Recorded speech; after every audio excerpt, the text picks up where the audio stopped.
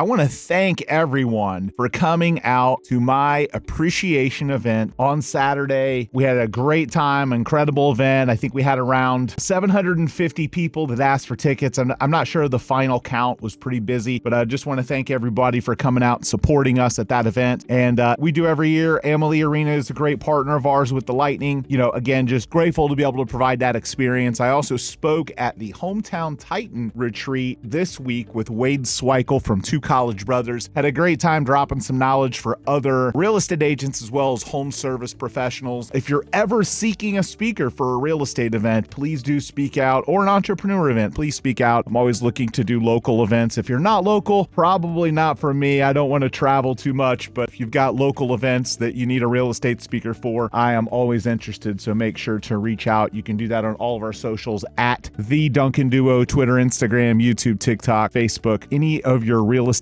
speaking needs. But I want to first start out today with kind of the topic of the moment right now that everyone's talking about that's attached to real estate. And it's kind of this roller coaster that we have going on in the financial markets. So this week and last week, we've had the announcement of tariffs, the rollback of some tariffs, and just a massive roller coaster in both the stock market and the bond rates. It's kind of interesting because people think that they're connected, but they're realistically not connected. They're kind of perpendicular, congruent a little bit. So when stock market is, volatile, you see the same thing happening with bonds and mortgage rates on a daily basis. I think at one point about a week ago, we had probably the lowest point that we'd seen in mortgage rates in a long time.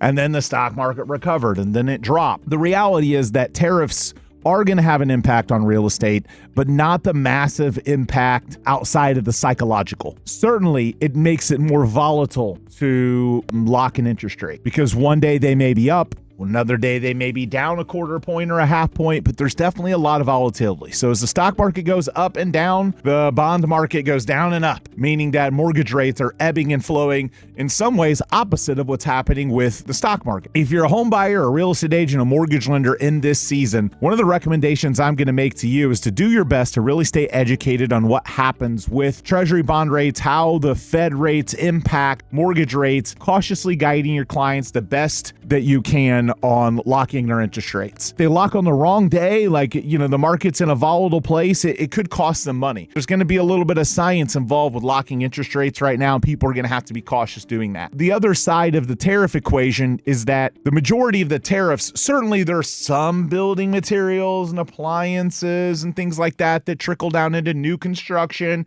and then new construction sales from an appraisal standpoint trickle into resale values.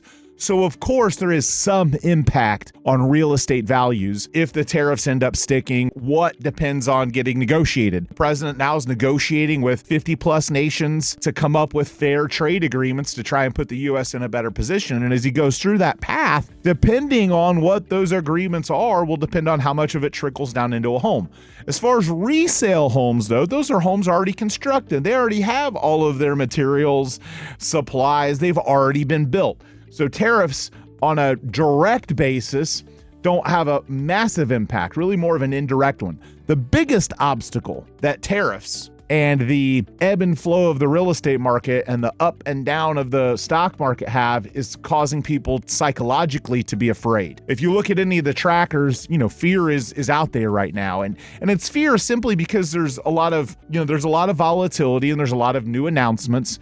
But I also think the fear is promulgated by the messaging that whatever news source you follow is putting out to you. If I talk to someone who's watching more conservative news cycles, they're not as afraid. If I talk to someone who's watching more liberal news media, they're more afraid. And it's simply because if you look, and it's really kind of funny, if you look at how the framing about what's happening with the stock market and tariffs is framed, two competing news stations will frame it completely differently. It's either Trump is evil or Trump's the greatest thing ever. And so whether you agree with either one of those or you're somewhere in between, the reality is that where you're getting your information is going to cause you to have some bias with taking action right now. And if there's anything I've learned over 20 years in the real estate business, is that any kind of volatility or fear that happens, people are looking for a reason to step away. They're looking for a reason not to buy. They're not necessarily looking for a reason to buy. Most of the time, the opposite is happening. They're looking for a reason to disqualify a house. They're looking for a reason to disqualify a city or a neighborhood. People are just naturally more pessimistic in a lot of ways. So they're looking for a reason to back away. And there's a lot of reasons right now, especially with how it gets promoted. During 2022, for example, we had a 20-30% drop in the market over a time frame as well. That was simply classified as a correction and it's normal. And then the same thing happens in this presidency and it's turned into, oh my God, my 401k is going to go to zero. So it's really the messaging that's out there that's causing people. And what I would tell you is to really kind of look at facts and research and don't fall into these clickbait articles about what's going to happen. And, because the media a lot of times wants to scare you. They want to scare you so you don't take action, so you don't better yourself. They want to scare you because they know that's what gets your eyes and keeps you watching it. So when they release an article about how the tariffs are going to crash the real estate market or how this is going to happen, what ends up happening is that it causes people to keep watching it. Okay, so they keep making money. In reality, as long as you're not selling your stocks, it really doesn't matter. They go up, they go down over a historic period of time. They always recover.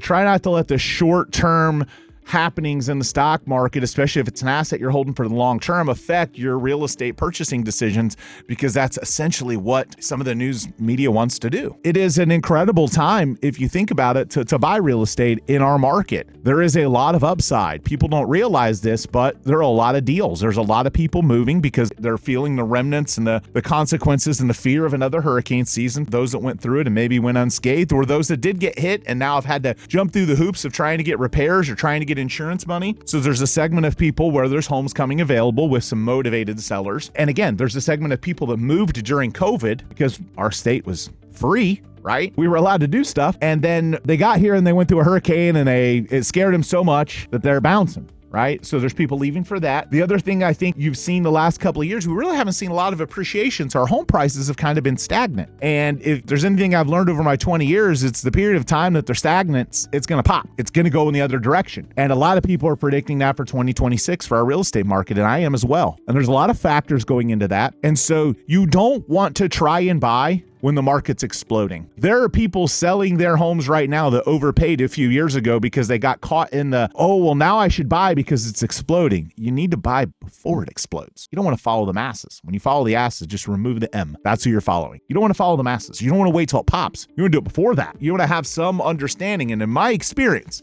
$3 billion in sales, have built a real estate empire. We're in a great time for Florida real estate. There are a lot of positive things coming in the next couple of years that I think we're going to see another spike again. So let me explain why. Well, number one, a lot of predictions that we see some interest rate relief this year, up to maybe 3/4 of a point to 90 basis points by the end of the year. That's a big drop. If you look at it, let's just say hypothetically, and I want everyone to understand everyone's credit profile is different. The loan product that you're going to use is different. The term, the down payment, all that. So I'm going to use some rough figures. Let's just say rates right now are around 6.7. If we get down into the fives, if we get to 5.7, that is theoretically about a 15% cut in the total interest rate. That's a massive drop in payments and affordability for people when prices aren't spiking that much. So there's that's on the equation this year. Knock on wood, assuming potentially, hopefully, prayerfully, we don't have any other major storms this year. Statistically speaking, we probably won't. I hope we don't. I pray we don't. So we don't have any of those, which killed our market in the fourth quarter. Sales rebound.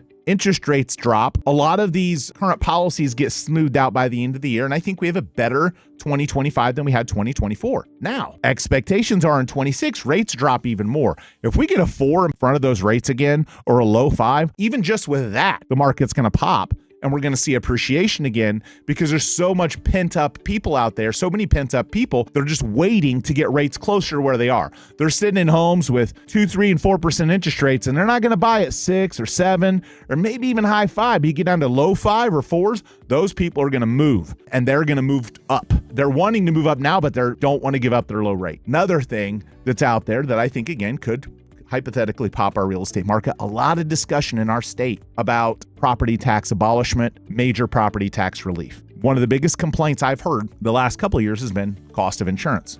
Well, your cost of insurance is way less than the cost of your property tax. And the reason people are complaining about insurance isn't because most people are stroking a check for their insurance bill. It's because their payment. Their taxes go away. You're going to hear a lot less complaints about the insurance stuff. Your taxes go away and your payment gets to be like what it would be if you had a 2 or 3% interest rate. You don't want to buy after that. You want to buy before that. And the chances are pretty good, in my opinion, just looking at a Republican House and Senate, Republican governor, and a lot of the energy that's behind it, a lot of the messaging that's out there, it will require a 60% constitutional amendment. But considering the number of homeowners here and the number of people in the real estate, mortgage, and construction industry, I think there's a really good chance. Now, I don't think it's going to be a complete abolishment. My prediction, just speaking to a couple of local legislators, there'll be some sort of abolishment for homestead properties below certain price ranges. I think there'll be some sort of additional protection on investment in commercial properties, some relief for them. But I think where they're really going at is the homestead individual homeowner. And realistically, even if your home goes above and you don't get the full abolishment, or you own commercial property, the domino effect of abolishing property taxes for that large of a segment of the population will massively improve our real estate market. And if you wait until after those things happen to buy, you're going to pay way more. You're going to get stuck in a bidding war again. Smart money's buying real estate right now.